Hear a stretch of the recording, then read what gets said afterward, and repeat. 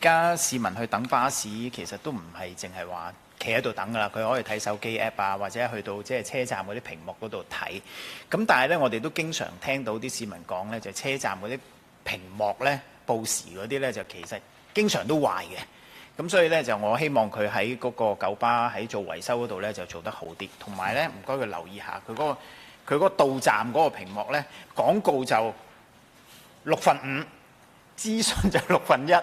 咁啲婆仔呢，或者老人家呢，要睇其實都好艱難，因為佢哋已經唔識用手機啦。咁你再睇你嗰細個屏幕，咁其實就唔係幾理想嘅。所以請即係政府同九巴傾下，係咪可以將嗰個車務資訊整大少少啦，唔好賺咁多廣告，即係嗰個位啦。於嗰個經常壞啊，或者個屏幕嗰啲資訊太大啊，嗰啲廣告資訊太大，呢個我哋會翻去同巴士營辦商傾一傾嘅。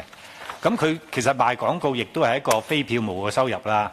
咁其實係有對減低嗰個巴士加價係有幫助嘅。但呢一方面呢，我哋都同意嗰啲資訊應該係最優先嘅。